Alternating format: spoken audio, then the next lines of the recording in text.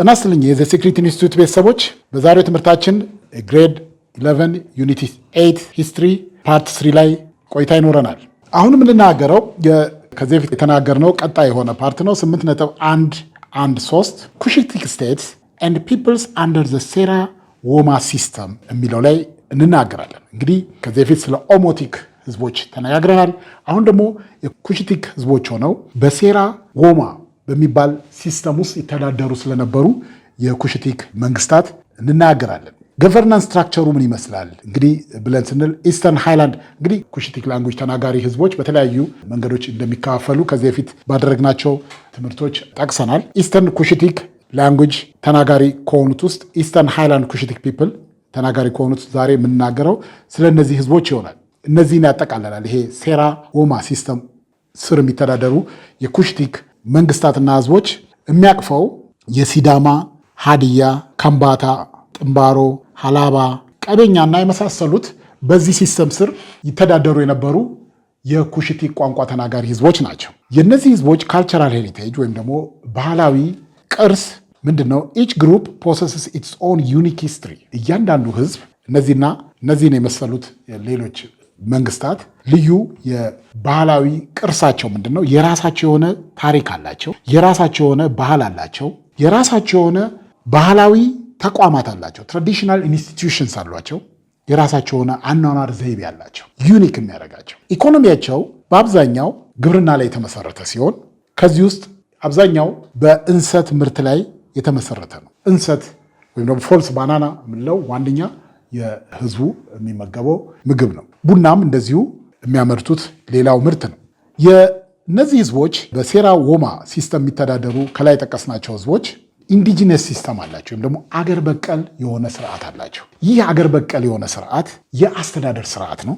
ዲስፒዩት ሪዞልቭ የሚደረግበት ስርዓት ነው። ሁለት መልክ ያለው ነው። አንደኛ የገቨርናንስ ሲስተም ነው። ሌላው ዲስፒዩት ሪዞሉሽን ሜካኒዝም ነው። ይህ ስርዓት ምን ይባላል? ሴራ ዎማ ይባላል። ሴራ ዎማ ሲስተም እነዚህን ህዝቦች እነዚህ መንግስታት ራሳቸውን የሚያስተዳድሩበት የመንግስት ስርዓት ነው። በውስጡ ኮንፍሊክት ሪዞልቭ የማድረግ ግጭቶችን በተለያዩ ምክንያቶች የሚከሰቱ ግጭቶችንም ሪዞልቭ ለማድረግ የሚጠቀሙበት ሲስተም ነው። ሴራ ዎማ ይባላል። የሚያመሳስላቸው እነዚህን ህዝቦች የሚያመሳስላቸው በዚህ ስርዓት ነው የሚተዳደሩት። በሴራ ዎማ ነው የሚተዳደሩት። ሚናው ምንድን ነው? የሴራ ዎማ ሚና ምንድን ነው? አንደኛ በተለያዩ ጉዳዮች የሚከሰቱ ግጭቶችን ይፈታል። በማህበረሰቡ መካከል በተለያዩ ምክንያት የሚከሰቱ አለመግባባቶችን ወይም ግጭቶችን መፍታት አንዱ ነው። ዲስፒዩቱ ወይም ደግሞ አለመግባባቱ በተለያየ ምክንያት ሊሆን ይችላል። በፕሮፐርቲ በንብረት ጥል በንብረት ግጭት ሊፈጠር ይችላል። በድንበር በማስፋት ተበድሮ ባለመክፈል ዋቴቨር በፕሮፐርቲ ከንብረት ጋር በተያያዘ ግጭት ይፈታል። ከጋብቻ ጋር በተያያዙ የሚፈጠሩ ችግሮችን ሪዞልቭ ያደርጋል። እንዲሁም በተለያዩ ማህበራዊ ጉዳዮች ምክንያት የሚፈጠሩ ክስተቶችን ለምሳሌ ከግድያ ጋር በተያያዘ አንዱ ከሌላው ጋር በሚያደርገው ግጭት ነፍስ ማጥፋት የመሳሰሉ ነገሮች ሲፈጠሩ እርቀ ሰላም የሚወርድበትን ሁኔታም በዚሁ ስርዓት ይበጅ ነበር። ሆሚሳይድ ማለት ግድያዎች ማለት ነው። እርስ በርስ ሰዎች በሚኖሩ ጊዜ በተለያየ ምክንያት ይጋጫሉ። የሰው ሕይወት ሊጠፋ ይችላል። የመሳሰሉት እነዚህና ሌሎች የመሳሰሉ ግጭቶች በሚከሰቱበት ጊዜ በሴራ ዎማ ሲስተም የመፍታት ልምድ ያላቸው ማህበረሰቦች ናቸው። ከነዚህ ውስጥ በዚህ ስርዓት ከሚተዳደሩ ህዝቦች አንዱ የሲዳማ ህዝቦች ናቸው። የሲዳማ ሶሳይቲ ነው።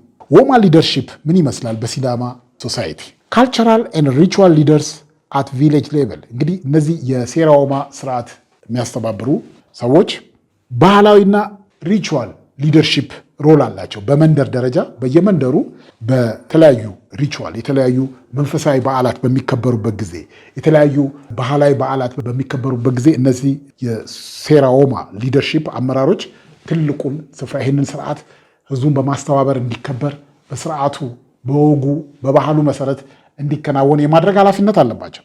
የሴራ ዎማ ወይም የዎማ ሊደርሺፕ በሲዳማ ሶሳይቲ እንዴት ነው የሚመረጡት? አመራሮቹ እንዴት ነው የሚመረጡት? ዝም ብሎ አልቢትራሪ ወይም ደግሞ በዘፈቀደ የሚመረጡ አይደሉም። ትኩረት ተሰጥቶ የሚመረጡበት ሁኔታዎች አሉ። ከነዚህ ውስጥ ምንድነው? ችግር በመፍታት በማህበረሰቡ ዘንድ ሰላም እንዲወርድ ያለው ሚና ይታያል። እዚህ ሊደርሺፕ ሮል ላይ ወይ አመራርነት ሚና ላይ እንዲመጣ ሰውየው ችግሮችን የመፍታት ሰላማዊ ነው ወይ? ከሰዎች ጋር በሰላም የመኖር ልምድ አለው ወይ? ችግሮችን ይፈታል ወይ? የሽማግሌ በተለያየ ኢሹዎች የሽምግልና ሚና የተጫወተ መሆን አለበት። አንዱ ፒስ ነው። ከፒስ ጋር በተያያዘ አንዱ ክራይቴሪያ ነው። ሌላው ዊዝደም ነው። ዊዝደም ብልሃተኛ፣ ምን ያህል ብልሃተኛ ነው? እንዴት ነው ነገሮችን በዘዴ የሚፈታው? ችግሮችን በዘዴ የመፍታት ችሎታው ምን ያህል ነው? ብልሃተኝነት። ሌላው ኮሽን ነው፣ ጠንቃቃ መሆኑ። በግል ህይወቱም ይሁን በማህበረሰብ ዘንድ በጠንቃቃነቱ የሚታወቅ ሰው ነው ለእንደዚህ አይነት ሚና የሚመረጡ። ስለዚህ እንዲሁ ዝም ብሎ አለ ሊደርሺፕ ሪስፖንሲቢሊቲ ላይ ሰዎችን ሲያስቀምጡ እነዚህን ሁሉ ነገሮች ግምት ውስጥ በማስገባት ነው የዎማ ሊደርሺፕን የሚመርጡት ሲዳማ ሶሳይቲ። ሌላው በዎማ ሊደርሺፕ በሴራ ዎማ ስርዓት ውስጥ ሴራ የሚባላል። ሴራ የማህበረሰቡ ህገ መንግስት ተደርጎ የሚቆጠር ነው። በቃ የበላይ ህግ ማለት ነው። በዛ ማህበረሰብ ዘንድ የህጎች ሁሉ በላይ ማለት ነው። ኮንስቲቱሽን እንደማለት ነው፣ ልክ እንደ ህገ መንግስት። ስለዚህ ኢት ኢዝ ሶሻል ኮንስቲቱሽን ለሲዳማ ማህበረሰብ።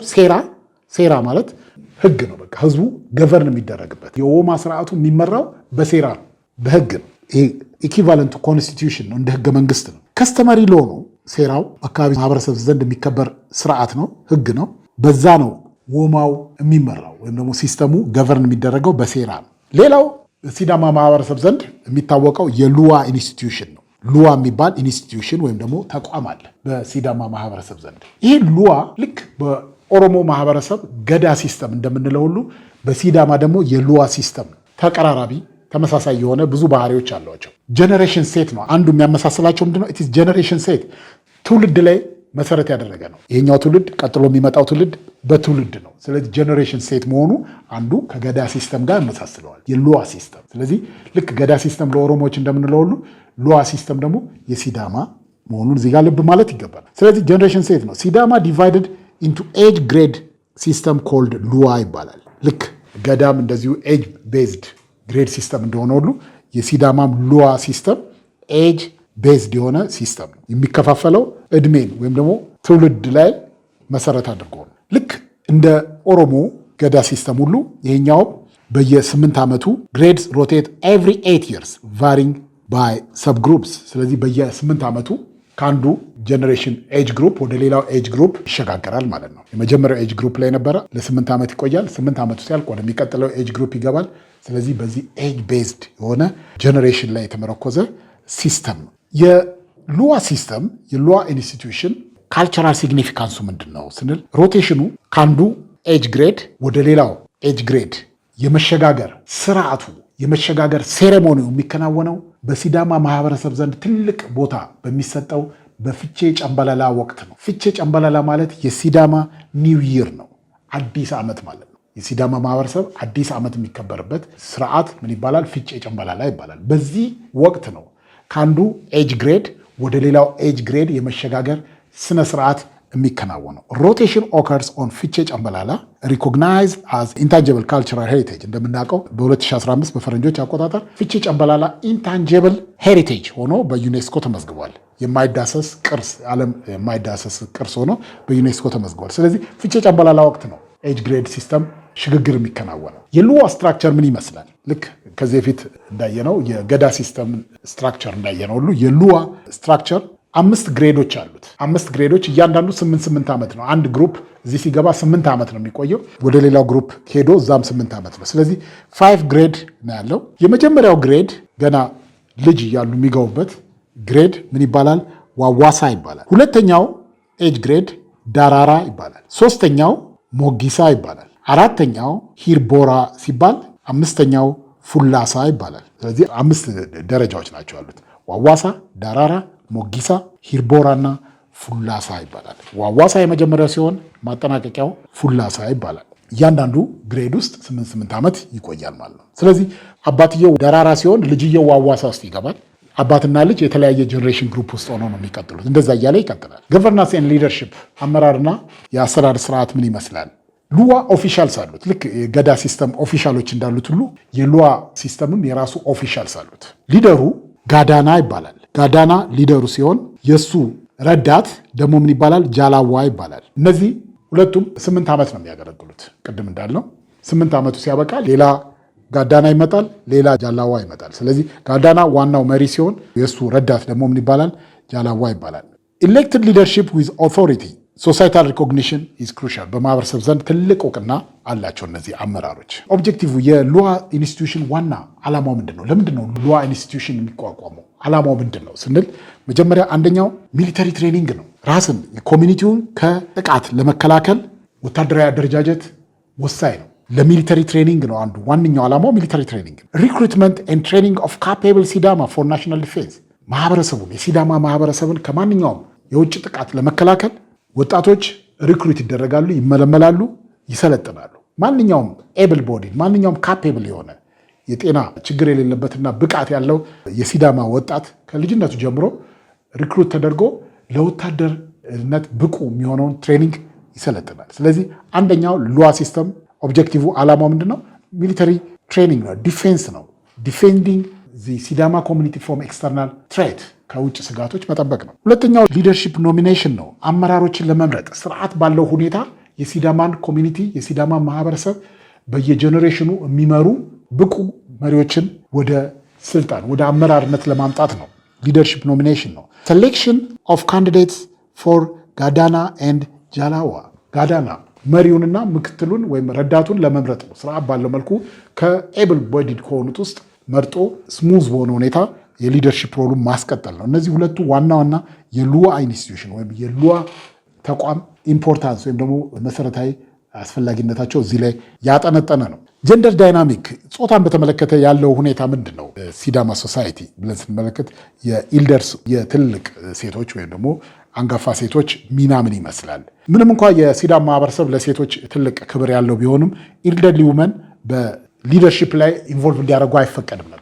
የአመራርነት ሚና እንዲጫወቱ አይፈቀድም ነበር። በኦሮሞ ሶሳይቲ አይተናል። ልክ አባገዳዎች እንዳሉ ሁሉ አደሲንቄ የሚባሉ እንዳሉ አይተናል። ሊደርሺፕ ሮል ላይ ኢንቮልቭመንት እንዳላቸው አይተናል። በተለይ ዲስፒዩት ሪዞሉሽን ላይ ሰላም ማስፈን ላይ ትልቅ ሚና ይጫወታሉ። ሲዳማ ሶሳይቲ ምንም እንኳን ለሴቶች ትልቅ ቢኖረውም ኢልደርሊ ውመን ወር ፕሮሂቢትድ ፍሮም ሆልዲንግ ሊደርሺፕ ሮል ወይ ደግሞ አመራርና ሚና እንዲጫወቱ አይፈቅድም ማህበረሰቡ። ሪስፖንሲቢሊቲስ ኢን ናሽናል ዲፌንስ፣ በሊደርሺፕ እና በናሽናል ዲፌንስ በመከላከል በጦርነት ላይ ሴቶች እንዲሳተፉ አይፈቅድም ማህበረሰቡ። በዚህ የሲዳማን እዚህ ላይ እናበቃለን። ቀጥሎ የምናገረው ስለ ከምባታ ፒፕል ኤንድ ሴራ ሲስተም ነው። የከምባታ ማህበረሰብ ዘንድ ደግሞ የሴራ ሲስተም ምን ይመስላል? ኢንዲጂነስ ገቨርናንስ አለው። የከምባታ ማህበረሰብ እንዲሁ እንደ ሲዳማ ሁሉ የራሱ የሆነ አገር በቀል የሆነ ሎካል የሆነ ራሱን የሚያስተዳድርበት ስርዓት አለው። ዘ ገቨርኒንግ ኢንስቲትዩሽን ምን ተብሎ ይጠራል? ሴራ ተብሎ ይጠራል። ይሄ የሚተዳደሩበት ስርዓት የከምባታ ህዝብ ራሱን የሚያስተዳድርበት የነበረው ስርዓት ምን ተብሎ ይጠራል? ሴራ ተብሎ ይጠራል። ዘ ሴራ ሰርቭስ አዝ ኤ ፋውንዴሽን ፎር ፖለቲካል አድሚኒስትሬሽን ሶሻል ኢንተራክሽን ኤንድ ኮንፍሊክት ሪዞሉሽን። 3 ሚናዎች አሉት የሴራ ሲስተም ወይም ደግሞ የሴራ ስርዓት። አንደኛው ፖለቲካዊ አስተዳደር ነው። ለፖለቲካ አስተዳደር ይጠቀሙታል። ሁለተኛው ሶሻል ኢንተራክሽን፣ ለማህበራዊ መስተጋብር እርስ በርስ ማህበረሰቡ የከምባታ ማህበረሰብ እርስ በርስ ለሚያደርገው መስተጋብር ሴራ ኢንስቲትዩሽን ትልቅ ሚና አለው። በስርዓቱና በህጉ በዛ በኢንዲጂነስ ገቨርናንስ ሲስተሙ አገር በቀል በሆነው የአስተዳደር ስርዓት መሰረት ነው ህዝቡ እርስ በርሱ ያለው መስተጋብር የሚመራው። ሌላው ኮንፍሊክት ሪዞሉሽን ነው።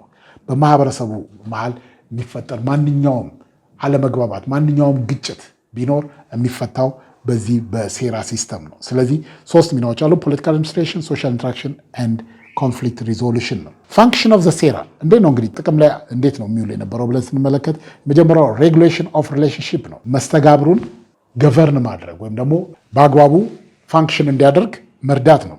ገቨርንስ ኢንተራክሽን ቢትዊን ኢንዲቪጁዋልስ፣ በግለሰቦች መካከል ያለውን ግንኙነት መስተጋብር ገቨርን ያደርጋል ሴራ ሲስተም። በጎሳዎች መካከል ያለውን ግንኙነት ገቨርን ያደርጋል። እንዲሁም በግዛቶች በተለያዩ ግዛቶች መካከልም ያሉ ግንኙነቶችን እንደዚሁ ገቨርን ያደርጋል። ስለዚህ የሴራ ሲስተም የማይዳስሰው የከምባታ ማህበረሰብ ክፍል የለም። ከኢንዲቪጁዋል እስከ ግዛት ድረስ ያሉትን በዚህ ስርዓት የሚተዳደሩ ነው። ስለዚህ ዚስ ዋዝ ዘ ሎካል ገቨርናንስ ሲስተም ኦፍ ዚ ከምባታ። ኮንፍሊክት ሪዞሉሽን በተመለከተ ፕሮቫይድስ ሜካኒዝም ፎር ሪዞልቪንግ ዲስፒዩትስ ዊዝን ዘ ከምባታ ቴሪቶሪ። በከምባታ ግዛት ውስጥ የሚፈጠሩ ማንኛውም ግጭቶች የሚፈታው በዚህ በሴራ ሲስተሙ ነው። የትኛውም በግዛት ውስጥ የሚደረግ ከኢንዲቪጁዋል እስከ ጎሳ ከአንዱ ግዛት ከሌላው ግዛት መሪዎች አመራሮች ጋር የሚፈጠር የአንዱ ፕሮቪንስ ገዢ ከሌላው ፕሮቪንስ ገዢ ጋር አለመግባባት ሲፈጠር የሚፈታው በዚህ ሴራ ሲስተም ነው። አድሚኒስትሬቲቭ ስትራክቸር ምን ይመስላል ወይም ደግሞ የአስተዳደር መዋቅሩ ምን ይመስላል ብለን ስንመለከት ሀምበሪቾ ካውንስልን እናገኛለን። ወይም ደግሞ የሃምበሪቾ ምክር ቤት የሚባል አለ። ይህ ሃምበሪቾ ምክር ቤት ሃይ ሌቭል አድሚኒስትሬቲቭ ኤንድ ጁዲሻሪ ዲዩቲስ ካሪድ አውት ባይ ዘ ካውንስል ኦፍ ሃምበሪቾ፣ ትልቅ በከፍተኛ ደረጃ ያሉ አስተዳደራዊና ፍትሃዊ ጉዳዮችን ከፍትህ ጋር የተያዙና ከአስተዳደር ጋር የተያዙ ቶፕ ኢሹዎች ትልልቅ ጉዳዮችን የሚፈቱት በዚህ በሃምበሪቾ ካውንስል። ሃምበሪቾ ካውንስል 7 አባላት ያሉት ምክር ቤቱ 7 አባላት አሉት። እያንዳንዱ አባል አንድ የከምባታን ጎሳ ወክሎ ነው የሃምበሪቾ ካውንስል ውስጥ የሚገባው። ስለዚህ የከምባታ ማህበረሰብ 7 ጎሳዎች አሉት። 7 ጎሳዎች አሉት። በካውንስል ውስጥ ወይ በሃምበሪቾ ካውንስል ውስጥ እያንዳንዱ ጎሳ ሪፕሬዘንትድ ይሆናል። ስለዚህ 7 ካውንስል ነው ያለው። የካውንስል አባላት ወይም ደግሞ የምክር ቤቱ አባላት 7 ናቸው። እያንዳንዱ ከ7ቱ የከምባታ ጎሳዎች ሪፕሬዘንት መሆን አለበት። ስለዚህ 7ቱን ጎሳዎች ሪፕሬዘንት ያደረጋል። የሃምበሪቾ ካውንስል ሚና ምንድን ነው? አንደኛ ቅድም እንዳልነው ሪፕሬዘንቴሽን ነው፣ ውክልና ነው። 7ቱም ጎሳዎች በሃምበሪቾ ካውንስል ውስጥ ውክልና አላቸው። ይሄ የዲሞክራቲክ ኮንሰፕት ነው። ስለዚህ ሪፕሬዘንቴሽን አንዱ ሚናው ነው። ስለዚህ ኤክስክሉድ የሚደረግ የለም፣ ኤክስክሉድ የሚደረግ ክላን የለም። ሁሉም ሪፕሬዘንትድ ነው በዚህ ካውንስል ውስጥ። ስለዚህ የሃምበሪቾ ካውንስል ኢንሹርስ ዛት ኦል ክላንስ ሃቭ ቮይስ ኢን ዘ ገቨርናንስ፣ በአስተዳደር ስርዓት ውስጥ ሁሉም ድምፆች የሁሉም ጎሳዎች ድምፅ እንዲሰማ መድረክ የሚፈጥር የነበረ ኢንስቲትዩሽን ነው ሃምበሪቾ ካውንስል። ስለዚህ አንዱ እሱ ነው። ሁለተኛው ዲሲዥን ሜኪንግ ነው፣ ውሳኔ አሰጣጥ። ሪፕሬዘንቴሽን እና ዲሲዥን ሜኪንግ፣ ውክልናና ውሳኔ አሰጣጥ ቁልፍ ሚናዎቹ። ውሳኔ አሰጣጥ ምንድን ነው? ሃንድልስ ሲግኒፊካንት አድሚኒስትሬቲቭ ጁዲሻል ማተርስ አፌክቲንግ ዘ ኮሚኒቲ፣ የከምባታ ማህበረሰብ አፌክት የሚያደርጉ የከምባታ ማህበረሰብ የሚመለከቱ አስተዳደራዊና ፍትሃዊ ጉዳዮችን ላይ የሚመክር እና ውሳኔ የሚሰጥ ቦዲ ነው። ስለዚህ ሪፕሬዘንቴሽን እና ዲሲዥን ሜኪንግ፣ ውክልናና ውሳኔ አሰጣጥ ቁልፍ ስራዎቹ ናቸው። ቀጥሎ የምንመለከተው የጌዲዮን ህዝብ ነው። ጌዲዮ ፒፕል የሚገኘው ከአባያ ሐይቅ በስተ ምስራቅ የሚገኝ ስፍራ ላይ ሰፍሮ ይገኛል። ይህ ህዝብ የጌዲዮ ህዝብ ስትሮንግ የሆነ ግንኙነት ካለው የህብረተሰብ ክፍል አንዱ የጉጂ ኦሮሞ ነው። ከጉጂ ኦሮሞዎች ጋር የጠበቀ ግንኙነት ነው ያላቸው። ሌላው የጌዲዮ ህዝብ የጌዲዮ ቋንቋ ከሲዳምኛ ቋንቋ ጋር ብዙ የሚያገናኘው ነገር አለ። ሃይሊ ሪሌትድ ነው፣ ክሎዝ ሪሌትድ ነው ከሲዳማ ቋንቋ ጋር። ስለዚህ ከሁለት የህብረተሰብ ክፍሎች ጋር ቁርኝት ያለው ማህበረሰብ ነው። አንደኛ ከጉጂ ኦሮሞ ጋር በጣም የተሳሰረ ረጅም ዘመን ያስቆጠረ ግንኙነት አለው። ሃይሊ ሊንክድ ስትሮንግ ሊንክ አለው ከዚህ ከጉጂ ኦሮሞ ጋር። ሁለተኛው ከሲዳማ ቋንቋ ጋር ቋንቋው ብዙ ነገር የሚጋራው ነገር አለ። ይሄ ብዙም አይደንቀንም፣ ምክንያቱም ሁለቱም ኩሽቲክ ቋንቋዎች ናቸው። ጌዲዮ ቋንቋ ራሱ ኩሽቲክ ላንጉጅ ፋሚሊ ውስጥ ነው። ሶስቱም ጉጂ ኦሮሞ፣ ኦሮሞኛ ያው የኩሽቲክ ቋንቋ ነው፣ ሲዳምኛም ኩሽቲክ ነው፣ ጌዲዮ ቋንቋም ኩሽቲክ ነው። ስለዚህ ይሄ ስትሮንግ ሊንክ መኖሩ ብዙ የሚያስደንቅ አይደለም፣ ምክንያቱም አንድ ላንጉጅ ፋሚሊ ውስጥ ያሉ ህብረተሰብ ክፍሎች ናቸው። ኢኮኖሚውን በምንመለከትበት ጊዜ እንደሌላው አግሪካልቸር ላይ የተመሰረተ ሆኖ አብዛኛው ደቡብ ህብረተሰብ ክፍል እንሰት ምርት ላይ በዋነኛነት የተመሰረተ ነው። ገቨርናንስ አስተዳደሩ ምን ይመስላል ስንል ኢንዲጂነስ አድሚኒስትሬቲቭ ሲስተም አለው። አገር በቀል የሆነ የአስተዳደር ስርዓት ያለው ህብረተሰብ ነው። ይሄ አገር በቀል የሆነ የአስተዳደር ስርዓት ምን ተብሎ ይጠራል?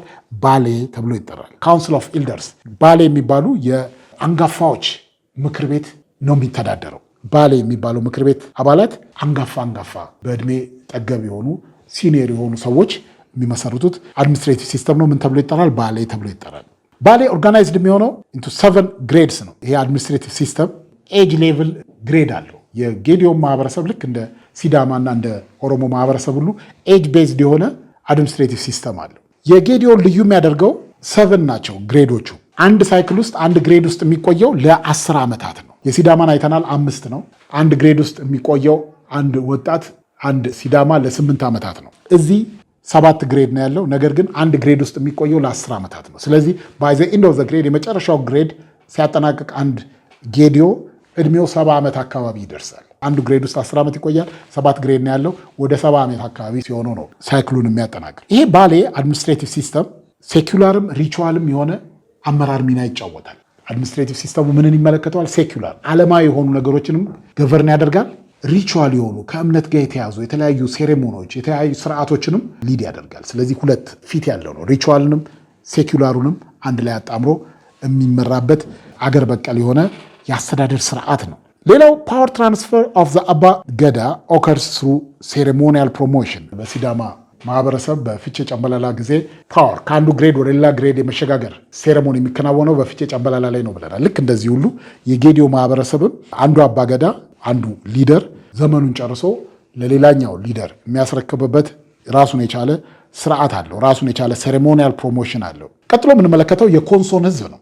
የኮንሶ ህዝብ የሚናገረው አፋ ኮንሶ ወይም ደግሞ የኮንሶ ቋንቋ ተናጋሪ ነው። ያው የኩሽቲክ ላንጉጅ ፋሚሊ ውስጥ የሚገኝ ነው ኮንሶ ቋንቋ።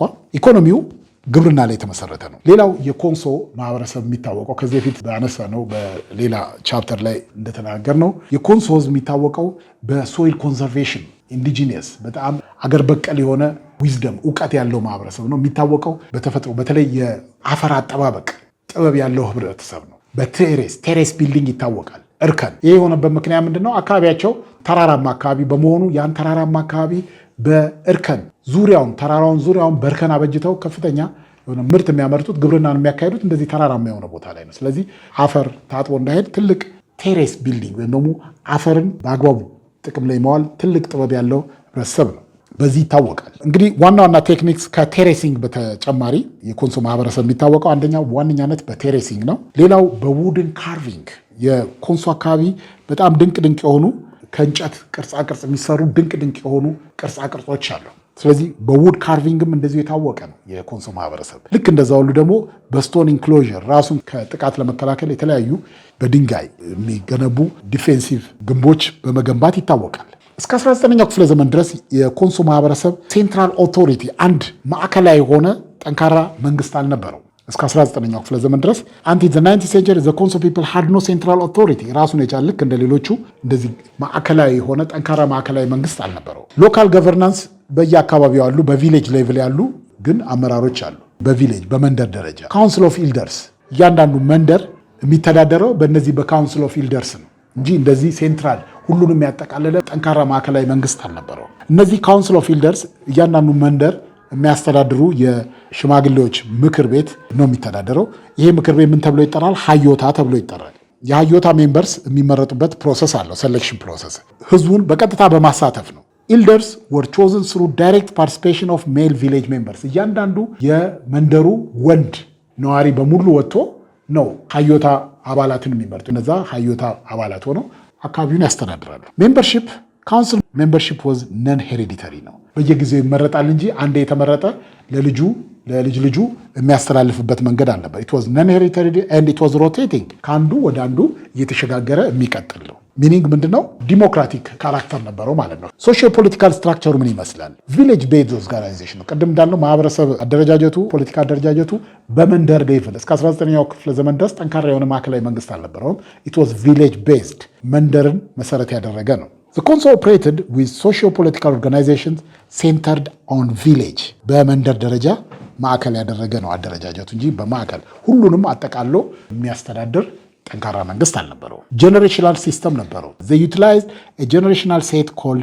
ጼላ የሚባል ስርዓት ነበራቸው። ከአንዱ ጀነሬሽን ወደ ሌላ ጀነሬሽን የሚተላለፍ ሲስተም ነበረው። ጼላ ይባላል። ቫሪዬሽን እንግዲህ ይሄ ጀነሬሽናል ሲስተም the cycle of years of the generation set varied from village to village። ሳይክሉ አንዳንድ ቦታ የተወሰነ ዓመት ነው አንድ ጀነሬሽን ውስጥ የሚቆየው፣ ሌላ ቦታ ደግሞ የተለያየ ዓመት ነው እና ቅድም እንዳየነው ወይ 8 ወይ 10 ነው አንድ ጀነሬሽን ውስጥ የሚቆየው አንድ ግሬድ። እዚህ ግን ከቦታ ቦታ ከቪሌጅ ቪሌጅ ይለያያል። አንዳንዱ ጋር ቁጥሩ አነስ ያለ ነው፣ አንዳንዱ ጋር ደግሞ ጨመር ያለ ነው። ቀጥሎ የምንመለከተው ስለ ጉራጌ ቺፍ ደምስ ነው፣ ስለ ጉራጌ ማህበረሰብ ነው። ኦቨርቪው ኦፍ ዘ ጉራጌ ፒፕል።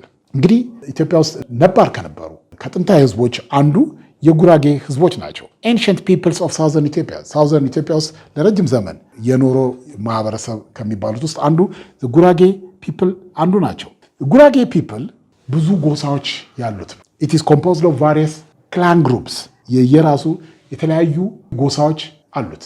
ዋና ዋና የሚባሉ ጎሳዎች ግን ሁለት ናቸው። ዋና ዋና የሚባሉ ሜጀር ግሩፖች፣ ትልልቅ ግሩፖች በስራቸው ሌሎች ሰብ ግሩፖች ያሏቸው ሁለት ናቸው። የመጀመሪያው ሰባት ቤት ይባላል። ሁለተኛው ሜጀር ግሩፕ ምን ይባላል? ክስታኔ ይባላል። ስለዚህ ሰባት ቤት ጉራጌ አንዱ ሲሆን ሁለተኛው ክስታኔ ጉራጌ ነው። እያንዳንዳቸው ሰባት ቤት ጉራጌም ክስታኔ ጉራጌም በስራቸው ደግሞ ሌሎች ሰብ ግሩፖች አሏቸው። ለምሳሌ ሰባት ቤት ጉራጌ ላርጅ ግሩፕ ዊዝ ሰቨራል ሰብ ግሩፕስ፣ ሰባት ቤት ይባል እንጂ በውስጡ ሌሎች ክላኖች አሉት። ክስታኔም እንደዚሁ ኮንሲስትስ ኦፍ መልቲፕል ሰብ ግሩፕስ። የጉራጌ ማህበረሰብ ስቴፕል ፉድ እንሰት ነው። እንሰት እንደ ሌሎቹ የደቡብ ማህበረሰብ ሁሉ እንሰት ፕራይመሪ ፉድ ሶርስ ኦፍ ዘ ጉራጌ ፒፕል። ብዙ ጊዜ ቆጮ፣ ቡላ የመሳሰሉ ነገሮች ከጉራጌ ማህበረሰብ ጋር የማገናኘት ሁኔታ አለ። ከክትፎ ጋር ምናምን ሲባል አብሮ ቆጮ ነው ጉራጌ ይነሳል። ግን ሳውዘን ማህበረሰብ ብዙዎቹ ኮሚኒቲዎች እንሰት ዋነኛ ምግባቸው ነው። የጉራጌ ማህበረሰብ በአጠቃላይ የራሱ የሆነ ገቨርናንስ ሲስተም አለ። የራሱ የሆነ የአደረጃጀት ስርዓት፣ የራሱ የሆነ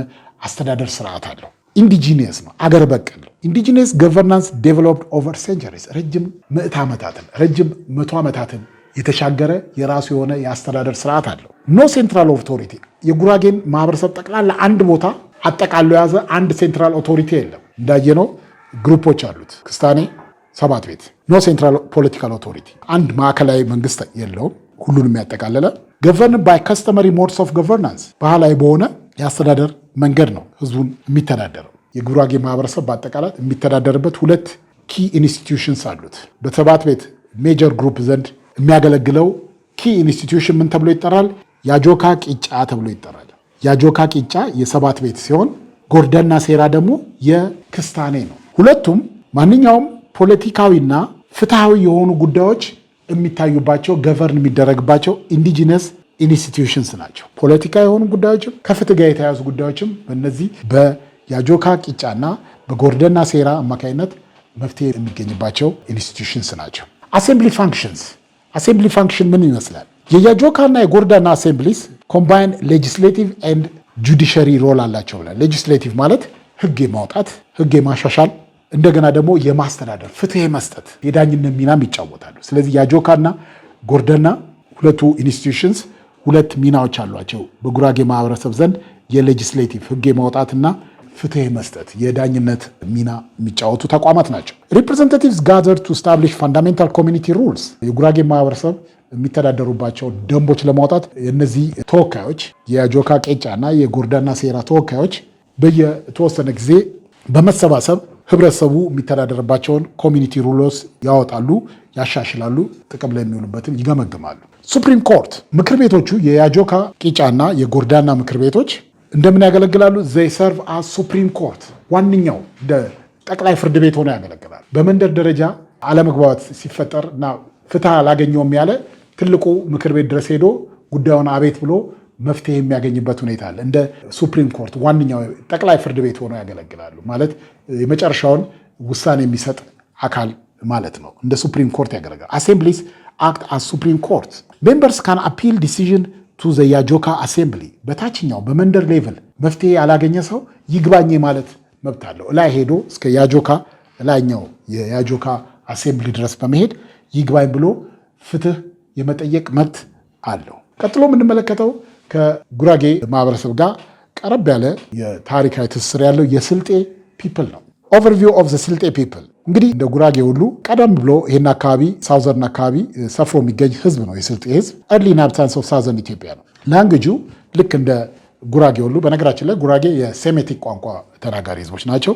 ስልጤም እንደዚሁ ሳውዝ ኢትዮ ሴሜቲክ ፋሚሊ ሜምበር ነው። ሌጋል ሲስተም አላቸው። ስልጤ ማህበረሰብ የሚተዳደሩበት የፍትህ ስርዓት አላቸው። ይህ የፍትህ ስርዓት ምን ተብሎ ይጠራል? ይሄ ባህላዊ የፍትህ ስርዓት ምን ተብሎ ይጠራል? የስልጤ ሴራ ተብሎ ይጠራል። የስልጤ ሴራ ወይም ሎ ኦፍ ስልጤ ይባላል። በሌላም አጠራር ይጠራል። ኦልሶ ምን ተብሎ ይጠራል? ማልጋ ሴራ ተብሎ ይጠራል። የስልጤ ሴራ ነው የሚባለው ወይ የማልጋ ሴራ ተብሎ ይጠራል። በዚህ የዛሬውን ትምህርታችንን እዚህ ላይ እናጠናቅቃለን። ለነበረን ጊዜ አመሰግናለሁ።